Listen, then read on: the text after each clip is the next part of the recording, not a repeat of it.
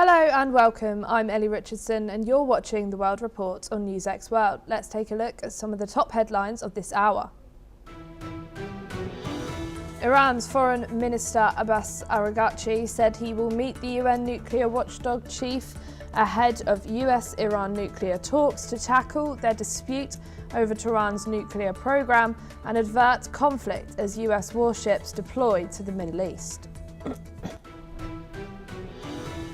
Israel's cabinet has approved further measures to tighten Israel's control over the occupied West Bank and make it easier for settlers to buy land, a move Palestinians called a de facto annexation. The Kremlin has rejected a baseless assessment by 5 European countries that Russian opposition leader Alexei Navalny died from poisoning while in an Arctic prison for 2 years ago.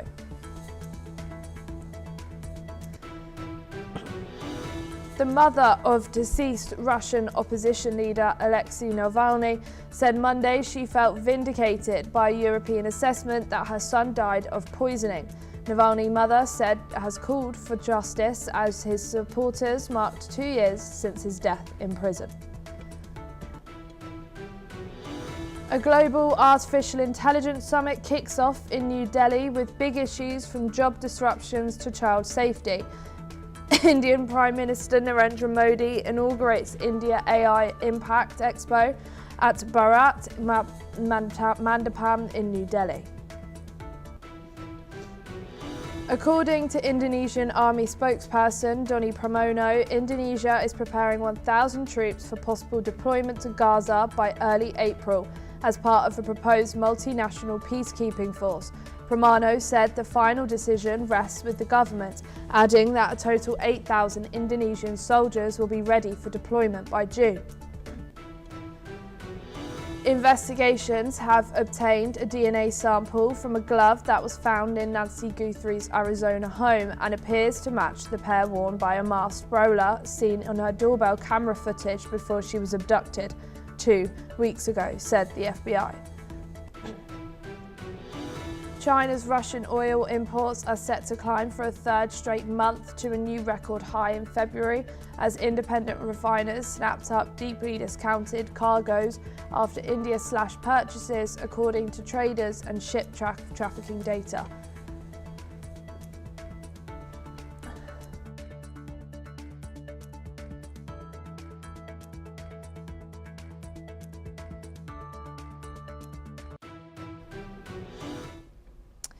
India has reportedly seized 3 US tankers linked to Iran this month. The tankers Stella Ruby, Asphalt Star and Al Jafia were intercepted after suspicious activity was detected about 100 nautical miles west of Mumbai.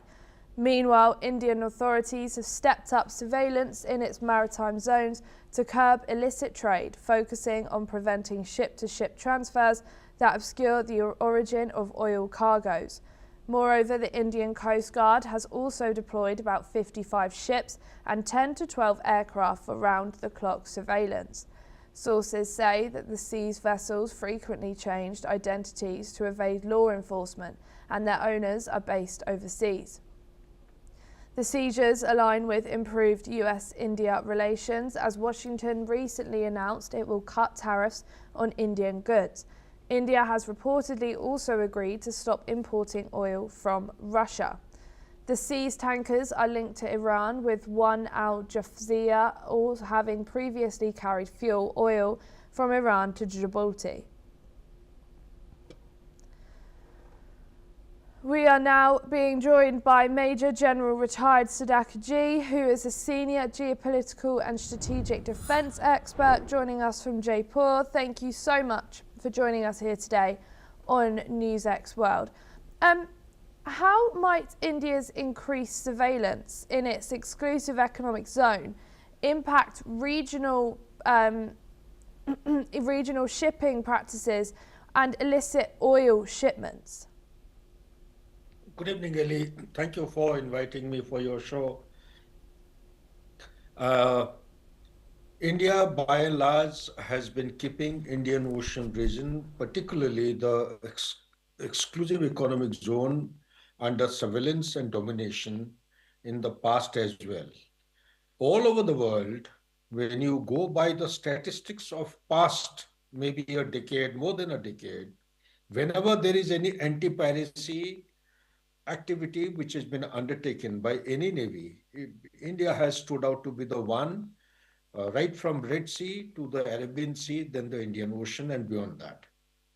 As of today, because the situation in and around Iran is absolutely volatile, can go out of hand anytime. There is a huge armada of USA Navy, which is already encircled Iran.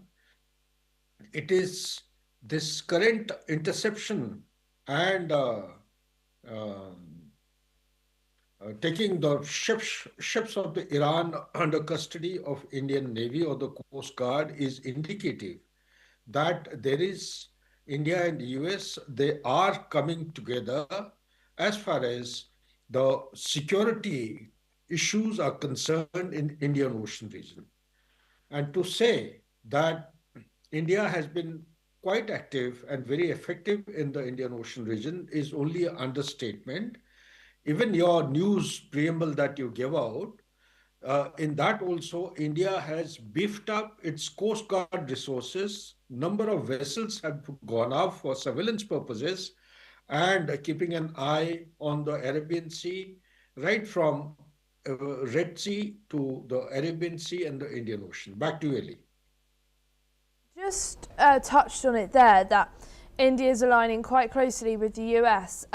Is India aligning more closely with US sanction priorities, or is this more driven primarily by concerns over smuggling and maritime law enforcement? You see, one has to look at it from the perspective of pragmatism. When I talk about pragmatism, anything that happens in proximity of India's exclusive economic zone, India has to be the net security provider, because if it doesn't take preemptive actions, then for all you know, like we had 26/11 in 2008, Taj Hotel was attacked, we could possibly become a target of forces inimical. So therefore, Indian Coast Guard willy-nilly has to be on its toes and be alert. And so it is done the right thing. That is one. Second thing is sanction or no sanction. Sanction, as per my take is concerned, it is a different take altogether. There is a factor of strategic autonomy which plays, then the Russian oil is to be stopped buying, to be purchased by India, the host of issues. But at the moment, seizing the Iranian vessels which were moving in suspicious circumstances by the Indian Navy and the Coast Guard is a rightful preventive action so as to avoid any kind of future operations or activities inimical to India's security along the coast and across the coast in the hinterland. This is the most appropriate action which has taken place, regardless of the sanction having been lifted or the tariff having been lifted, regardless of US and India coming together on a geopolitical stance, regardless of the indications of Quad getting effective in the Indian Ocean region. Back to you, Ali. And could these seizures strain India-Iran relations or complicate New Delhi's broader energy and strategic interests in the Middle East?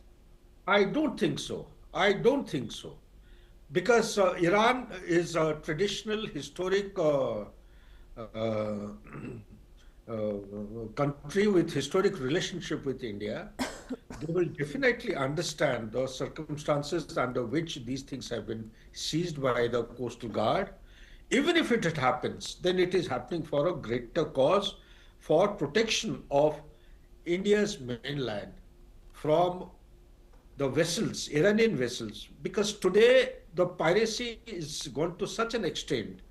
The vessels and the ships, they keep changing the flags. Like it happened a couple of months back, there was a vessel moving from Venezuela to North Atlantic. It kept changing flags from one country to Russia, and finally it was tracked by the surveillance resources of America and it was seized. So similarly, For all you know, there may be a greater conspiracy and design that need to be investigated. So my take on the whole issue is, even if the relationships sour between Iran and India, I'm very certain and confident that India will be able to handle Iran, explain things to Iran in a very, very positive and productive manner, so that the security of both India as well as Iran is addressed in a balanced manner. Back to Eli. And what are the legal and diplomatic challenges of intercepting sanctioned vehicles on high seas, and how should India navigate them?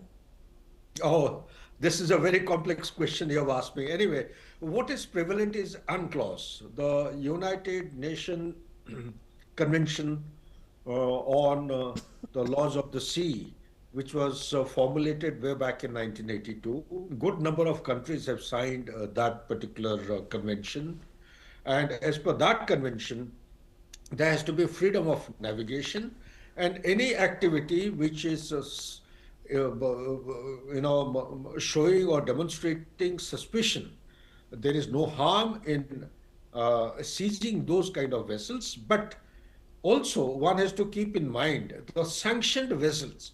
There is no international law as of today unitarily if one country imposes sanction, because sanctioning authority is that of United Nations as per the existing law under the rules-based international order.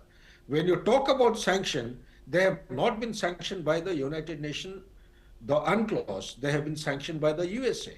So towards that end, I don't think this particular seizure will stand the test of the legal scrutiny when you approach the higher courts, international courts of justice, to evaluate and also give justice to the entire issue.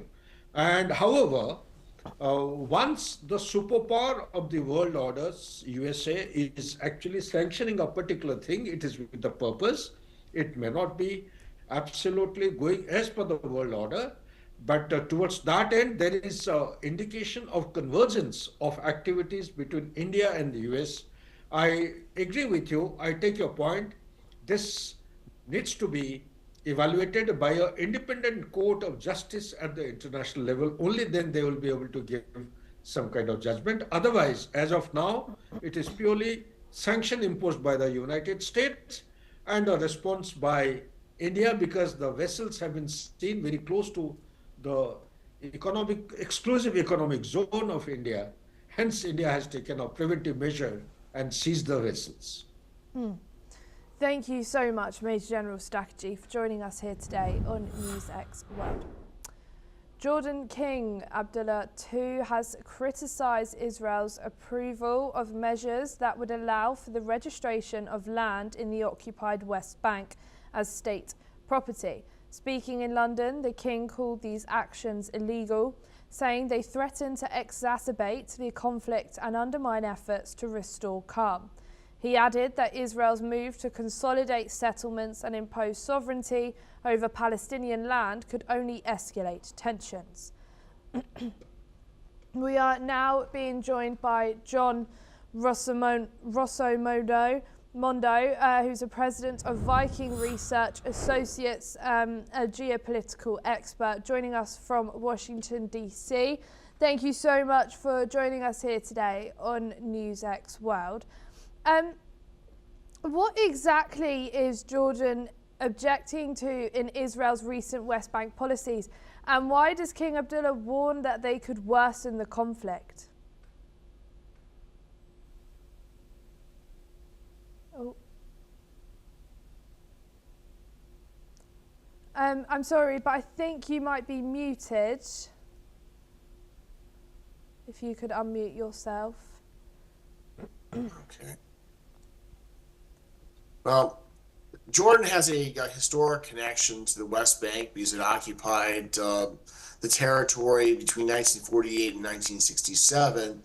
And I think that he's talking about the fact that Israel exercising legal authority that it isn't supposed to have under national law is only going to make the Palestinians more desperate. It's only going to exacerbate recruitment for the terrorist armies, militias, and put an impediment to moving forward for peace. I think that the Israelis have rights when it comes to defending themselves, providing security for their nationals on the West Bank, but I think this goes too far. And is Jordan's criticism rooted mainly in legal concerns under international law, or is it driven by fears of regional instability? It's driven by both. I mean, in contrast to Jordan, which annexed the West Bank in 1948, the Israelis have thus far left the West Bank in legal limbo over the past 30 years since the Oslo Accords. Although there you had offers of state by former Prime Minister Ehud Olmert and by Ehud Barak, but this goes in the other direction and makes peace very far away. Thank you. Don't go too far, as we will be with you very shortly. Kremlin spokesperson Dmitry Peskov says that Russia's delegation to the upcoming talks in Geneva will be expanded. Alongside presidential aide Vladimir Medensky, Deputy Foreign Minister Mikhail Galuzin and other officials will join the team. The head of the Russian Armed Forces General Staff, Igor Kostovyakov, is also set to participate. Medinsky, who has been leading Russia's negotiations on Ukraine, missed the previous rounds in Abu Dhabi as they focused on security issues. The first round of trilateral security talks between Russia, Ukraine, and the US took place in Abu Dhabi in January, followed by a second round in early February. Peskov confirmed that another round of talks will be held in Geneva on February the 17th and 18th. We are now being joined back by John. Thank you so much for joining us back here. What does Russia's decision to expand its delegation for the Geneva talks suggest about its negotiating priorities this round? I would say that the Russians are trying to play hardball. They want to intimidate the Ukrainians into giving them every concession that they want. Right now, things are very tense, and on the battlefield, the Ukrainians and their supporters see that the Russians are losing economically. However, the stalemate persists, and the Russians want to use psychological operations to get what they want. And could expanding the delegation indicate a shift from earlier talks focused mainly on security to broader political demands? Well, I think that everything's going to end up on the table, including recognition of the areas conquered by the Russians in this war, and the cession of land by Ukraine. But so far, neither side has been able to come and reach something in the middle. And you just lightly touched on it there, but what role might Russia's emphasis on territorial discussions, as we know they've said that this is what they want, which they normally don't do, what will these discussions play in widening the gap between Moscow and Kyiv at the negotiating table? Well, the Ukrainians believe that every inch of the land that they had when they seceded from the Soviet Union in 1991 is indissolubly part of Ukraine, and they're not going to discuss giving that land up. However, the Russians say that the Ukrainians need to give up every oblast that the Russians have a majority of occupation. mean, this includes places in the Donbass that are currently under Ukrainian control, and that is a non-starter. And does Russia's expanded presence risk prolonging the conflict by strengthening its leverage on key issues like territory, or could it help break the deadlock? Well, I don't see anything coming unless you have a major shift in the policies in Moscow. I think that there are a lot of people who are supporting the Ukrainians who are hoping that the Russians will get a better sense and see their economy collapsing and so forth and not be able to afford the occupation. But I think that underestimates the role played by ideology. Thank you so much, John, for joining us here today on NewsX World. It's a pleasure speaking with you. A drone strike on a crowded market in central Sudan has killed 28 people and injured many others. According to reports, the attack took place on the 16th of February at the Al Safiya market near the town of Sudori in North Kordofan. The market was busy with civilians, including women, children and the elderly. The authorities, which track war-related crimes in Sudan, said the toll is still preliminary. The country has been in nearly a 3-year conflict between the army and the rival parliamentary group.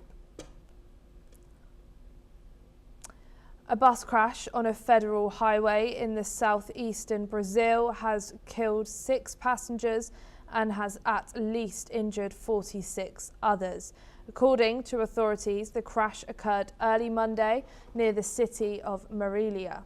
The injured passengers were taken to local hospitals, but their conditions were not immediately known. According to local reports, the bus was transporting farm workers from Maranhão state to Santa Catarina. The incident took place when a tyre suddenly burst, leading to a loss of control by the driver. As a result, the vehicle swerved and ultimately overturned, causing significant damage. That's all we have time for. Keep watching NewsX World for more news updates from around the world.